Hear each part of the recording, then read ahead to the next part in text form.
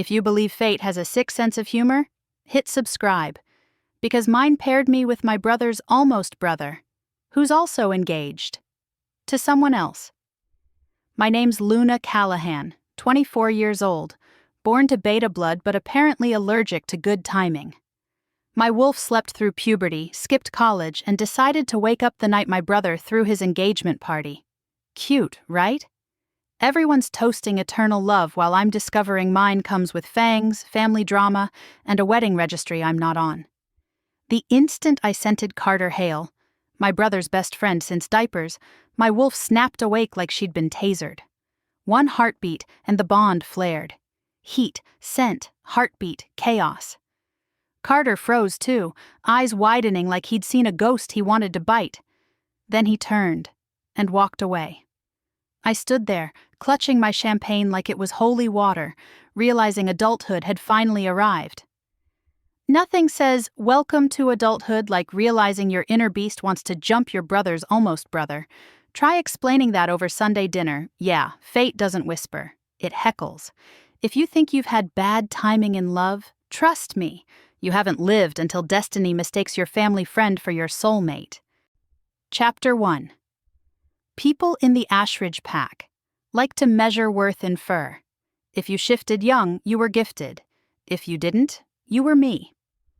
Late shifters are rare and inconvenient, like expired milk that still insists it's good.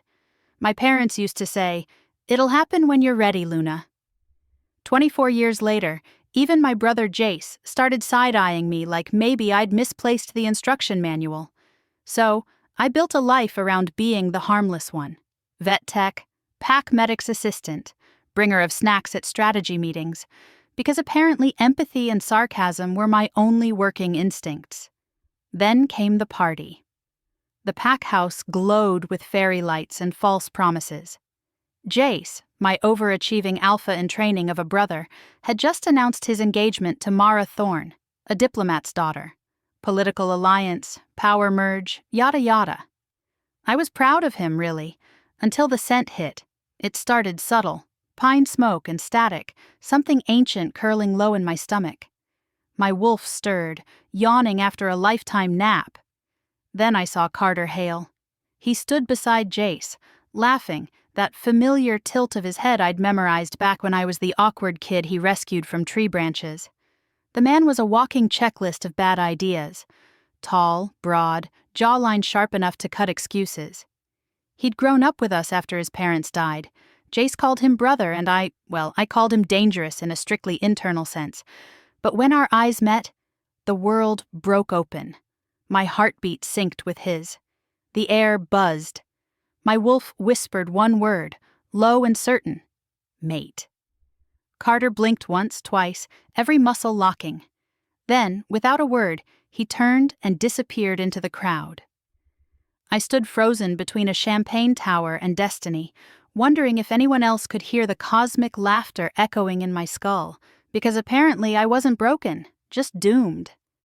Chapter 2. I found him behind the pack house, where the fairy lights gave up and the trees took over. The night smelled like wet pine and spilled champagne, and underneath it all, him. Smoke and static, the scent that had rewired my bones. "Running away is a bold choice," I said, hugging my arms against the October chill. 10 out of 10 for dramatic effect, 0 for communication. Carter didn't turn. He was staring at the tree line like it might offer instructions. Moonlight carved the hard line of his jaw, caught the silver thread of the chain he never took off. When he finally looked at me, the bond surged, heat under skin, a magnetic pull from ribcage to ribcage. His pupils blew wide, wolf brushing the surface, then retreating like it had better manners than we did. "Luna," he said, voice rough, "you shouldn't be here." "Excellent. I'll go tell Destiny it picked the wrong patio." He dragged a hand over his mouth and forced a breath long enough to count teeth. "Jace's party is still going. Your brother is fine," I said. "He's busy with congratulations and cake and a very shiny fiancé." This is not about Jace. His mouth twitched. Not a smile. The grimace of a man trying not to bleed. Say it, I whispered, because the silence felt like drowning. Say the word so I know I'm not losing my mind. He flinched. I can't. Can't or won't. Both. I stepped closer.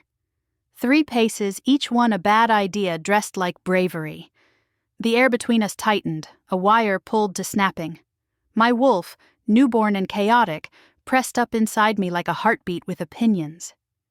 Mate, I breathed, and the world shivered. His head bowed like the word weighed 1,000 pounds. For a second it was too easy to imagine the rest. His hands at my waist, his mouth on mine, the clean rightness of a bond that had been waiting our entire lives to click into place. A kiss, and the universe would stop heckling. Then reality elbowed in wearing a diamond ring and a deadline. I looked at his left hand. Bare.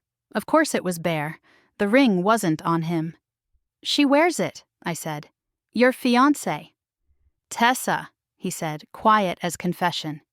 Yes. Tessa Marrow, daughter of the let's merge packs through mergers family. I huffed. You really leaned into the corporate approach to romance. Don't, he warned, and the warning wasn't sharp so much as desperate. Please, Luna. Do you hear yourself? You're asking me to be gentle with your feelings while mine are, whatever this is. I gestured at the electric field connecting us. It's not subtle. His wolf surged again, hard enough that he had to brace a hand against the siding.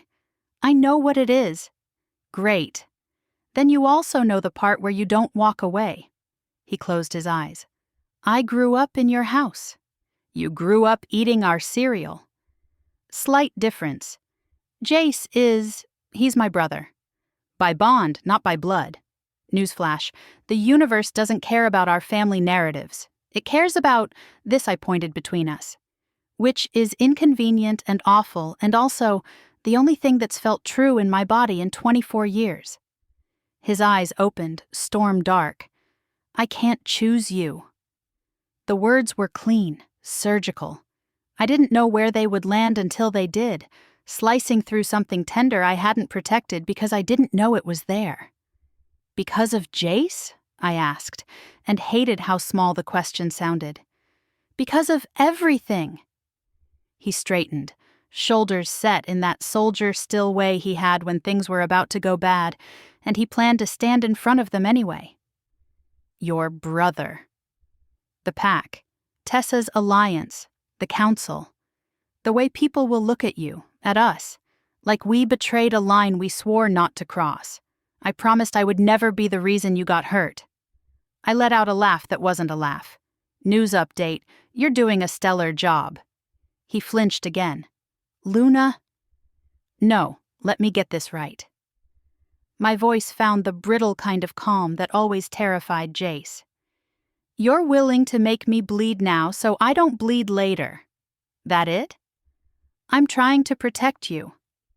Everyone's favorite excuse. I folded my arms tighter because if they weren't busy, they might do something feral, like reach for him. You think I'm a porcelain doll with a subscription to Heartbreak. I think you're my... The word lodged in his throat. When it finally came out, it was broken. I think you're mine. Which is exactly why I'm saying no. The bond thrummed, hurt and love and fury braided into one impossible rope. Then say it properly, I said, because if we were going to do this, we were going to do it without euphemisms. Reject me. He stared at me like I'd asked him to peel his skin. Don't ask me for that. You just told me you can't choose me. You don't get to dangle the word mine like a lifeline and then cut it. Pick a cruelty and commit Luna. My name in his mouth was a prayer and a warning. Please. Say it, I repeated, steady as the moon. The night went very quiet. Even the crickets seemed to hold their breath. Somewhere inside the pack house, someone whooped. One more toast for Jace and Mara, the happy couple. Out here, my life tilted on a hinge. Luna Callahan, Carter said, voice hoarse. I can't claim you. I refuse the bond. It wasn't the formal phrasing the elders preferred, but the moment he spoke, something inside me gave way. A sound slipped out of my chest, soft and wounded, and my wolf raked her claws against my ribs. Okay, I said, because words were cheaper than pride, and I wasn't going to cry where he could see. Cool, cool, cool. I'll just re-download Tinder for the supernatural. Maybe try a vampire this time. They're big on commitment. Eternal and all that don't, he said, and for the first time there was anger under the desperation. Don't joke about this. Sorry, it's either jokes or throwing up on your shoes. He took a step toward me, then stopped like he'd reached the edge of a cliff. Tell Jace I stepped out for air. Oh, I will. I'll say, hey, Jace, your almost brother rejected me to protect me, which is a weird way to pronounce cowardice. His jaw tightened. You don't know everything that's at stake. Then enlighten me. If I break the engagement, it blows up 3 treaties and 2 border agreements, he said, words coming fast now, like they'd been waiting behind his teeth. It puts a target on your back. Tessa's family won't take humiliation lightly. They will retaliate, and the council will look for leverage, and they will find it in you, because that's what they do when they're afraid of what they can't control.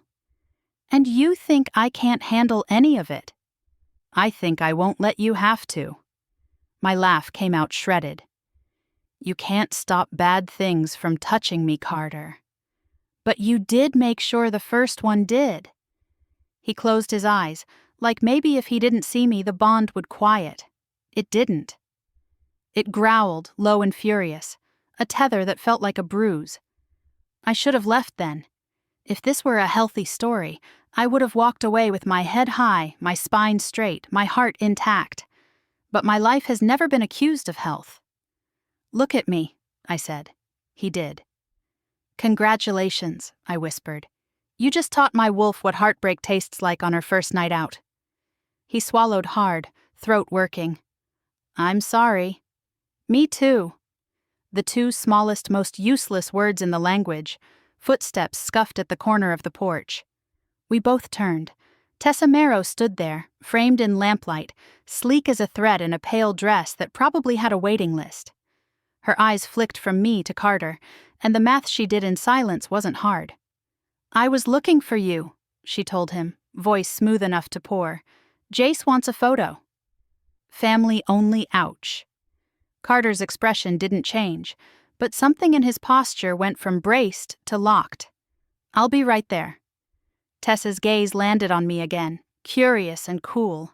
Luna, yes? Jace's sister. Sometimes, I said. Depends on my mood. A tiny curve at the corner of her mouth acknowledged the quip without liking it. The council will be thrilled to see you shifted at last. They've been concerned. Tell them I appreciate their emotional investment in my hormones. She blinked, recalibrating, then turned back to Carter with a handlight on his arm. Possession disguised as politeness. Don't be long. When she was gone, it felt like the night had been vacuumed of air. You should go, I said. I should, he agreed. He didn't move. For one lethal second, we stood too close. He smelled like smoke and winter. My fingers twitched. 1 inch, and I could touch the chain at his throat, the tendon, the pulse. His breath hitched, and mine matched it because we were fools, and fate is a bully. He stepped back first. Good night, Luna, he said, and it sounded like goodbye. He left me in the dark, with the fairy lights and the echo of an unchosen future. I pressed my palm to the siding where his hand had been, and let the stinging in my eyes fall. Moonlight made a small bright coin on the gravel by my foot. When I crouched, I found it was a cufflink, simple, engraved with a tiny storm spiral. Carter's, from a set Jace had gifted him years ago. I closed my fist around it until the edges bit skin. A small artifact, nothing magical, but it felt like a receipt. Proof I hadn't been hallucinating. By the time I slipped back inside, the party had shifted into slow-danced nostalgia. Jace spotted me, grinned, and lifted his glass. Mara sparkled at his side, all soft warmth and expensive lace. For a dizzy heartbeat, I saw myself where she stood, not with Jace, obviously, but in the glow of pack approval, claimed and certain. Then the image burned away. Hey, Jace said, an arm hooking around my neck the way it did when we were kids. Where'd you disappear to?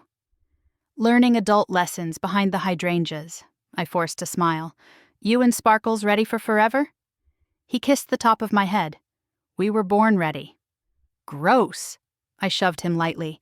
Go be disgustingly happy. He did. I found a corner, nursed a lukewarm soda, and tried to teach my chest how to breathe around the hole in it. Somewhere near the bar, a new voice laughed. Low, amused, edged in something like thunder. When I glanced over, a stranger was watching me, tall and sharp and wearing a grin that suggested trouble. I lifted my cup in a salute I didn't feel. He tipped his in return. My wolf, bruised as she was, tilted her head, curious. I tucked the cufflink into my pocket and decided 2 things. 1. I would not break in front of Carter Hale again. 2. If fate wanted to play games, it could meet me on the field. Fine, I whispered to the universe. You want a Luna on Layaway? Watch me set the terms. And for the first time since the bond lit me up like a lightning strike, I felt something that wasn't pain. I felt a plan forming. Chapter 3. They say revenge is a dish best served cold. Mine came with champagne and a new alpha on my arm. 3 days after Carter's rejection, the pack house was buzzing with rumors about the Stormpine delegation, a visiting group from the coastal territory famous for their brutal storms and even more brutal diplomacy. Our pack was trying to broker a trade deal. I was trying not to look like Heartbreak with eyeliner. Spoiler, I failed. I spent most of the morning elbow-deep in antiseptic and bandage rolls at the vet clinic, pretending that stitching up a wolf's paw was more urgent than emotional triage. My co-workers kept giving me pity glances, the kind reserved for people whose lives have become pack gossip. By the time the delegation arrived, I was already plotting my exit. I'd survive the formal dinner, fake some smiles, then ghost. Easy. Then Alpha Theo Draven walked in and ruined my escape plan. He was 6 feet 5 inches of storm energy wrapped in tailored charcoal. His aura hit the room like a shift in barometric pressure. Every wolf straightened instinctively. His hair was dark, his grin sharper, and his confidence irritatingly entertaining. I didn't mean to meet his eyes. I was just scanning for the appetizers, but his gaze snagged mine like a hook, and then he smiled, slowly, like he'd just spotted the punchline to his favorite joke. The dinner was a parade of polite boredom, speeches, toasts, more speeches. Carter sat across the room, every inch the composed beta second. His fiancée Tessa was glued to his arm, whispering things I refused to lip read. I was strategically seated next to Theo, which seemed like a cosmic test. So, Luna Callahan, he said, rolling my name like it tasted expensive. You're the infamous late shifter? Infamous? I snorted. I didn't realize I was trending. You are now. His grin widened. Your pack speaks highly of your resilience. Resilience, I echoed. That's code for hasn't had a nervous breakdown in public yet, right? He laughed, low and amused. I like you. Well, that makes one of us. He leaned in slightly, his voice dropping to a conspiratorial murmur. Tell me, Luna, what does a woman like you do for fun around here? I smirked. Avoid small talk with visiting alphas. Ouch, he said, hand over heart. Wounded. Occupational hazard, I replied sweetly, stabbing a piece of steak like it was my ex-soulmate's ego. Across the table, Carter's gaze flicked to us, sharp, assessing, darkening by the second. My wolf stirred. Theo noticed. Of course he did. He tilted his glass toward me. I bet I could make your ex jealous. My fork paused mid-air. Excuse me? Theo's grin turned predatory. Don't look so shocked, little wolf. You're not exactly subtle. Half this room knows someone's broken your heart. The other half is waiting to see what you'll do about it. I'll probably bake cookies, I said. Then poison them. He chuckled. Or... He leaned closer until his breath brushed my ear. You could let me fake date you for the week. Give the pack something new to whisper about. I'm visiting anyway. Could be fun, I blinked. You want to pretend to be my boyfriend? Sure, you look like you need a distraction. My laugh came out brittle. You get off on chaos, don't you? Only the kind that smells like you, he murmured. I nearly choked on my drink. Wow, subtlety's not your strong suit, huh? Not when honesty works faster. Before I could reply, Carter's chair scraped. He excused himself from the table, jaw tight. Tessa followed, confusion written all over her face. I didn't watch him go. Much. Theo lifted his glass again. See? Already working. The next day, he made good on his threat. I was leaving the clinic when Theo pulled up on a matte black motorcycle, the kind that purred instead of roared. He handed me a helmet without preamble. What is this? I asked.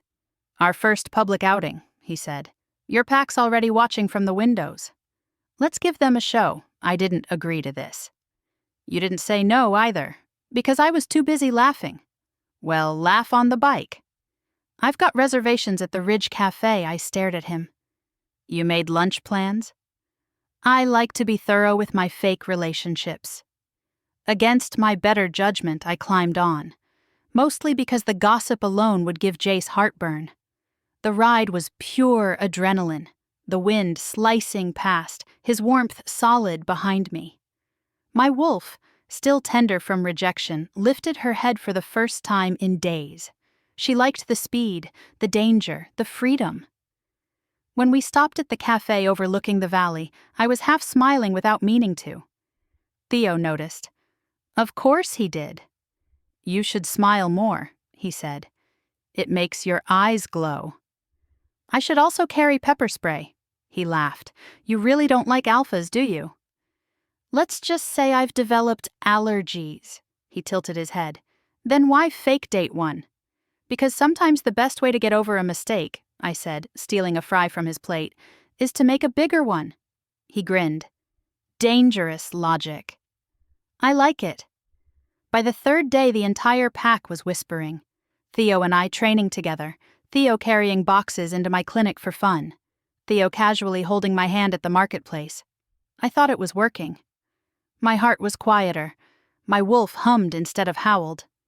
Then, at the evening bonfire, it happened. The pack had gathered for a moon blessing ceremony, flames licking high into the night. Music, laughter, drinks. Just enough chaos to pretend everything was normal. Theo leaned down, whispering something teasing in my ear. I laughed, genuine this time. And then he brushed a kiss against my cheek. It was nothing, really. Quick, playful.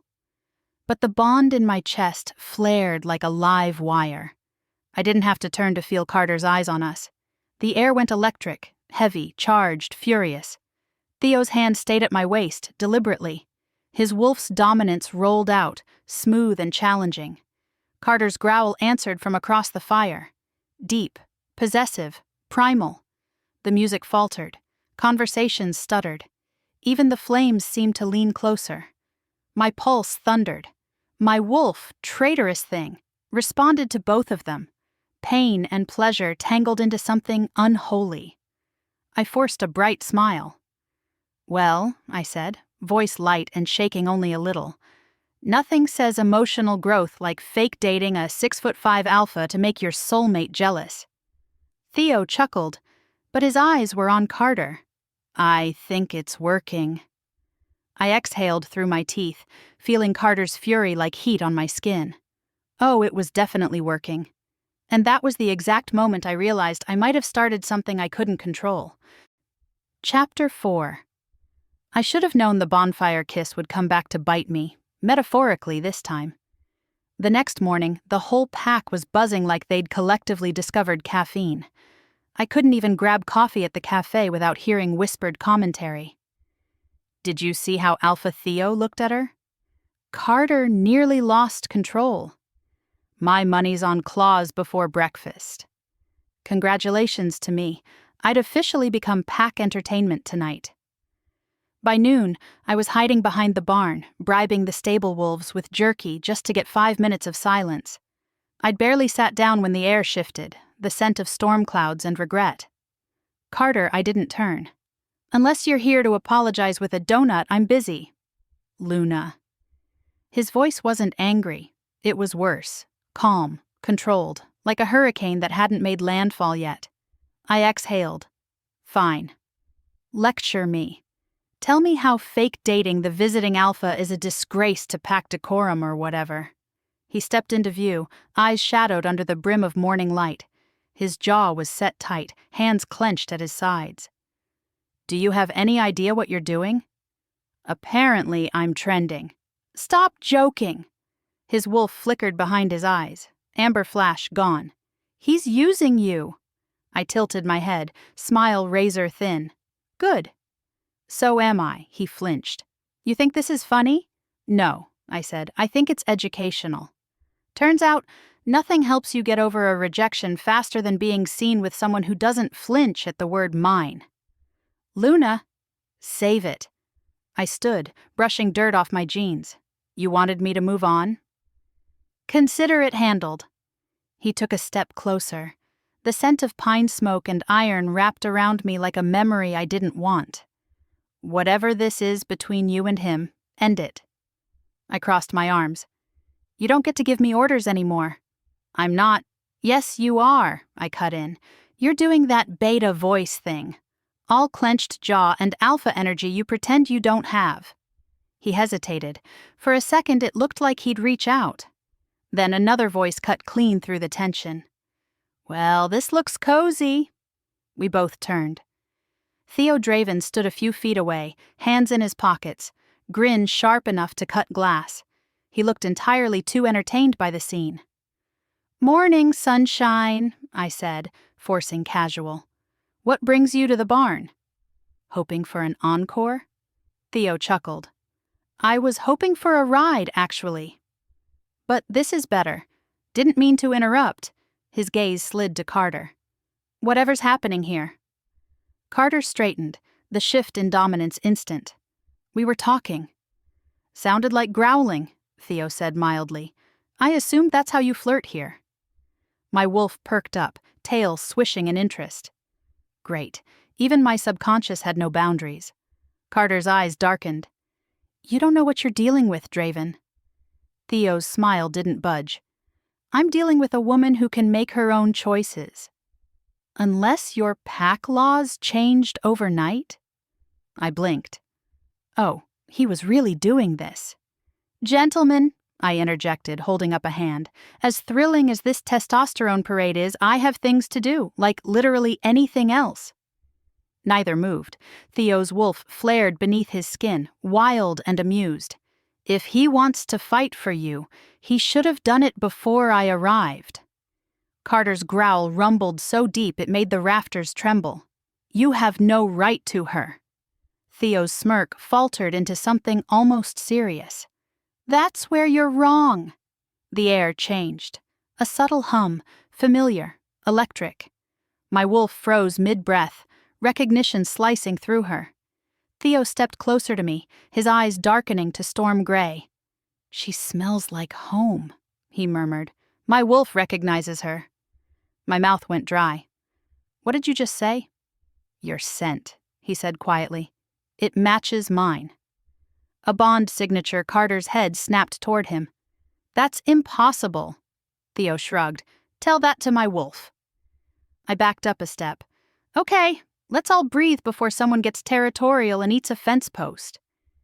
But the damage was done.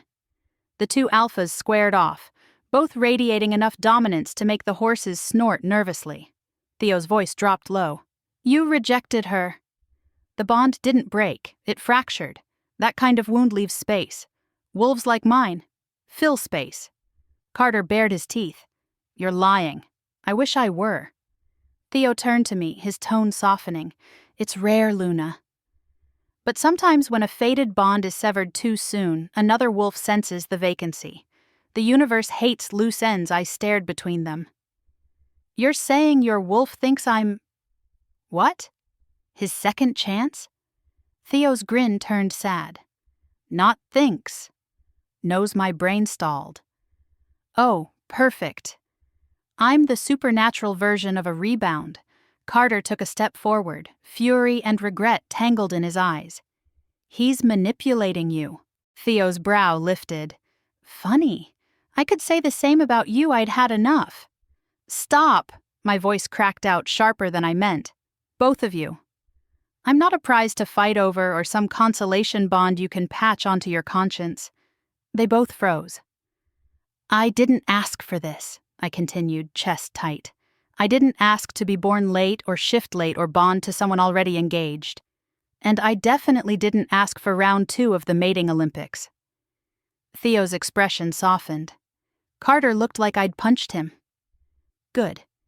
Maybe he finally felt what it was like to bleed where no one could see it. I need air, I muttered. Theo's voice followed me as I stalked off. Luna! I didn't look back. If either of you follows me, I swear I'll shift and bite something expensive. I didn't shift. I ran. The woods behind the pack house blurred into shades of silver and pine. My wolf clawed at the inside of my chest, restless, confused, half torn between the scents that haunted her. Carter's bond still flickered faintly, a painful ember. Theo's was new, unsteady, pulling from a different place, wild and unclaimed. For the first time, I realized how terrifying freedom felt when you didn't know what you wanted. When I finally stopped, breath burning, moonlight spilled through the trees like liquid silver. I dropped to my knees and pressed my palms into the earth. I don't want to be a Luna on Layaway, I whispered. Not to anyone. The ground didn't answer, but my wolf did, low and fierce. Then stop waiting to be claimed. When I got back, the bonfire was ash, the pack house silent. Theo's scent lingered on the wind, patient and steady. Carter's was gone. For the first time since the bond snapped open, I didn't feel like prey caught between predators. I felt dangerous, and maybe, just maybe, ready to stop being the waiting one. Chapter 5. The next morning dawned with the kind of quiet that never lasts. The pack house was too still, the kind of calm that meant the storm was running late, not canceled. I'd spent most of the day pretending to function. The clinic needed inventory updates, the patrol wolves needed med checks, and I needed to not think about having 2 alphas circling my orbit like rival planets. Spoiler, I failed at all 3. By nightfall, the moon was rising fat and gold over the ridge. I'd just closed the clinic when the alarm howl split the air, long, sharp, and unmistakable. Rogues. Every instinct snapped awake. My wolf lunged under my skin, claws pressing to break through. For once I didn't resist. I ran. The training field was chaos. Half the pack had already shifted, wolves darting between trees, flashes of fur and fangs in the firelight. The air was a cocktail of blood, dirt, and ozone. And there, near the border fence, 2 figures were holding the line. Carter and Theo, back to back, a blur of claws and rage. Of course they were. My ex-almost mate and my fake boyfriend were apparently auditioning for the title of Most Overprotective Idiot. I didn't think. My body moved before my brain could argue. A rogue broke through the tree line, eyes wild, foam streaking his muzzle. He lunged straight for one of the younger pack wolves behind me. My wolf surged up and I let her. For the first time in 24 years, the shift didn't hurt. It exploded. Bones cracked, muscles stretched, and the world sharpened into impossible focus. I hit the ground on 4 paws, my fur a pale silver gold that shimmered in the moonlight. The sounds of battle hit different now, every heartbeat, every breath mapped in my mind. And when I growled, the sound didn't belong to someone uncertain. It belonged to something ancient. The rogue didn't stand a chance. I slammed into him, teeth finding throat, pinning him until he went still. My wolf huffed, satisfied, but her gaze locked on the 2 men ahead. Both had turned toward me mid-battle. Carter's expression was pure shock, his wolf's golden eyes wide with disbelief. Theo, though, he smiled, proud, almost reverent. Holy hell, Carter muttered, shifting halfway back into human form. You're Wolf. Gorgeous? Theo offered, still fighting, claws slick with blood. Powerful, Carter said tightly. She wasn't supposed to. I cut him off with a snarl that translated roughly to, "Don't you dare finish that sentence." He stopped. Smart man. When the last rogue hit the ground, the field went eerily quiet. The surviving pack wolves looked at me like I'd grown 2 heads, or more accurately, 1 impressive new one. Theo shifted first, dragging on a pair of pants from the weapons chest and approaching slowly, palms out, like I was something sacred. "Your wolf's magnificent," he said. "No wonder the bond didn't settle before." She was waiting. Carter followed a few steps behind, still staring. "You could have been killed," he said, voice raw. "You shouldn't have been out here." I growled low. "You're welcome, my wolf sent." Theo chuckled. "She's not exactly helpless, Hale." Carter's jaw flexed. "That's not the point." "The point," Theo said, stepping closer, "is she's stronger than either of us gave her credit for." Their eyes met over my head. Sparks again. Dominance, pride, jealousy, all mixing like volatile chemicals. I shifted back, standing between them, naked and furious but not ashamed. Someone tossed me a blanket. I caught it without breaking eye contact. "Both of you," I said, voice rough, "need to stop acting like I'm some prophecy to fight over." "Luna," Carter started, "you don't "No," I snapped, "you don't. You keep saying you want to protect me, but all you've ever done is decide for me, both of you. One rejected me to save me, and the other decided I was his second chance without asking what I wanted." Theo's smirk faltered. Carter flinched. Good. "I'm not a Luna on layaway waiting for someone to cash in their feelings," I said. "Not anymore." Theo exhaled, stepping back with a small nod. "You're right," he said softly. "You get to choose." "That's what my wolf's been trying to tell me. The bond doesn't work without consent." Carter's hand twitched at his side, like he wanted to reach out but didn't dare. "Luna, The words died when the council patrols arrived, assessing damage, counting bodies. The crisis swallowed our argument whole. But as the moonlight hit the field, I saw the truth in both their eyes. Carter's guilt burning like fire, Theo's patience like a storm waiting offshore. For once, I didn't feel pulled between them. I felt anchored in myself.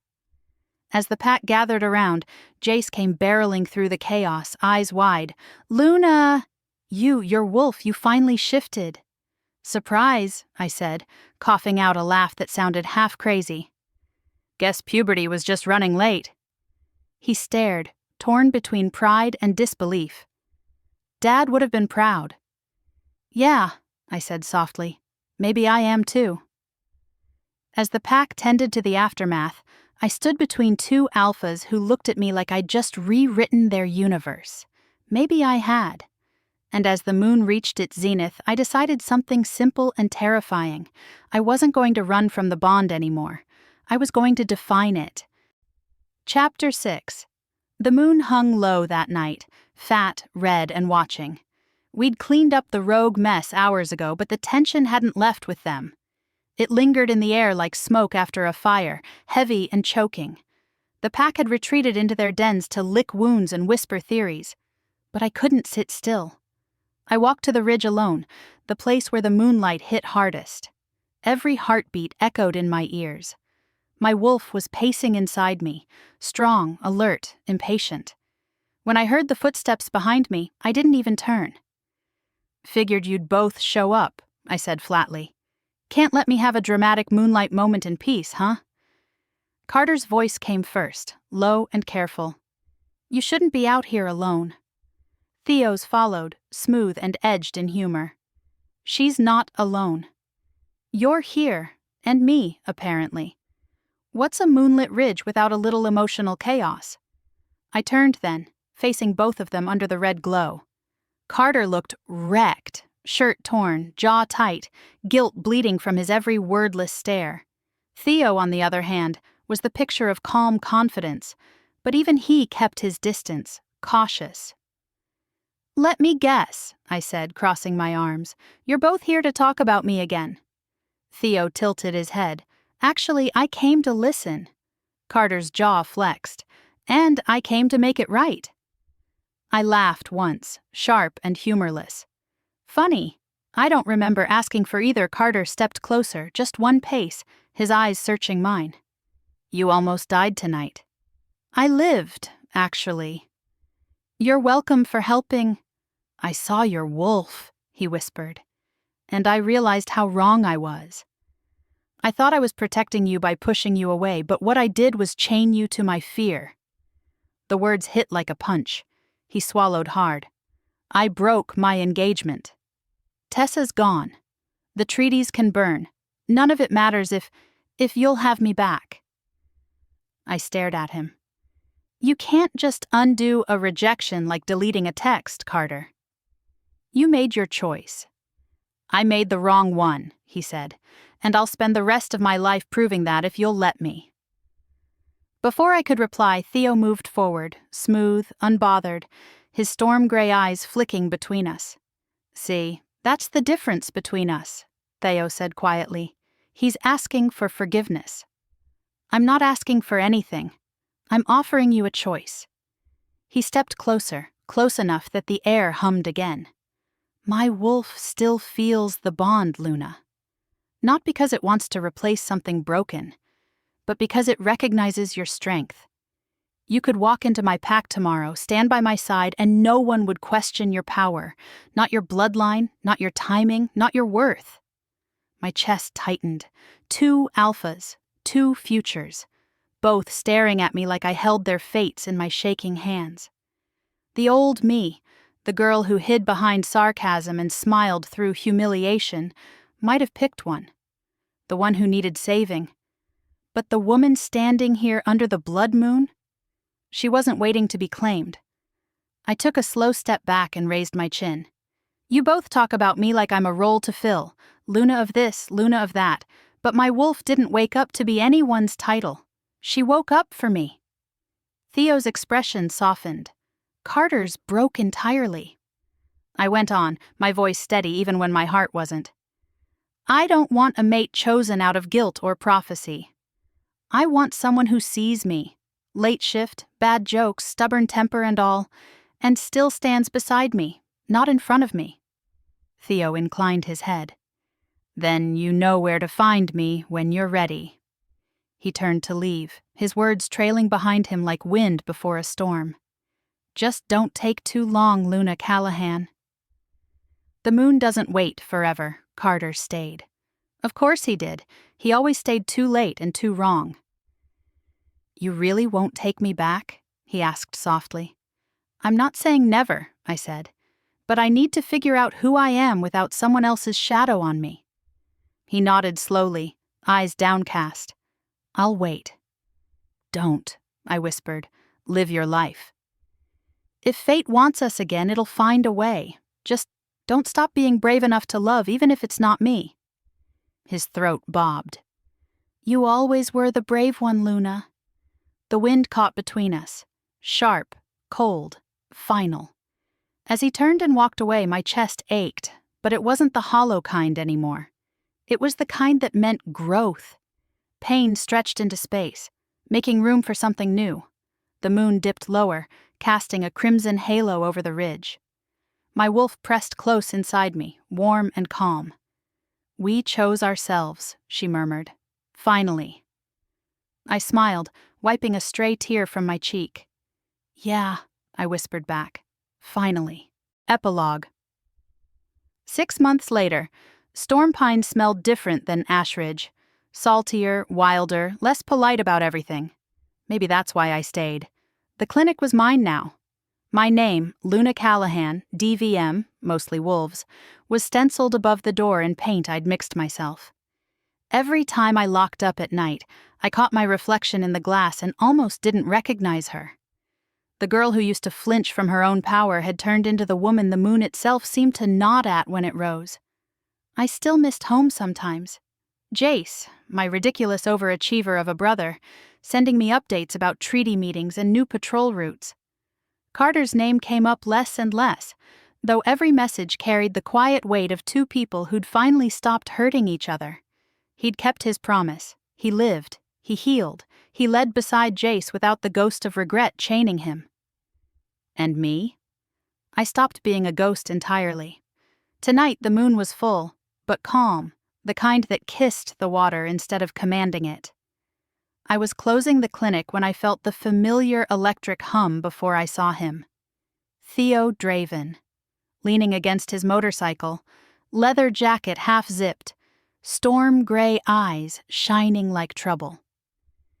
"You're late," I called, pretending I hadn't noticed him before he spoke. He grinned. "You said to give you time. I gave you 6 months. That's practically patient for an alpha. Didn't realize we had a countdown." "I didn't either," he said, stepping closer. "But my wolf did." She kept pacing. "Said you still owed us a proper fake date?" I laughed, soft and genuine. "That was supposed to make my soulmate jealous, remember?" He tilted his head. "Did it work?" "Too well," I admitted. "Cost me a whole relationship and half my sanity." "Worth it," he said easily. "You found yourself." I met his gaze. "And what if I'm not ready for another bond?" He reached up, brushing a strand of hair from my cheek. "Then we start without one." I blinked. "You mean?" He smiled, slow and certain. "No claims. No promises. Just a woman and a man who both survived the worst parts of themselves and still want to see what comes next." My wolf stirred, warm and curious. "He smells like rain," she murmured. "We like rain." I rolled my eyes but smiled. "You really think you can handle me, Draven?" "I don't want to handle you," he said, voice dropping low. "I want to see you run." The moonlight caught us in that suspended moment. 2 survivors, 2 stories not finished, both too stubborn to quit. I took his hand. Not a bond, not a mark, just a beginning. As we walked down toward the shoreline, the tide rolled in, silver and endless, and for once I didn't feel like something waiting on hold. I felt like something finally in motion. "Maybe fate isn't cruel," I said quietly, half to myself. Theo glanced over, grin crooked. "Maybe fate just has terrible timing." I laughed, free and loud, letting the sea wind carry it. Then she and I have that in common. The water lapped at our feet, the moon gleaming above, and I whispered the truth that finally felt like mine. I'm not a Luna on Layaway anymore. If you've ever waited too long for something that was always yours, hit subscribe. This was Luna on Layaway. A story of power, heartbreak, and choosing yourself when fate won't. Until next moonrise, my pack. Stay wild, stay free.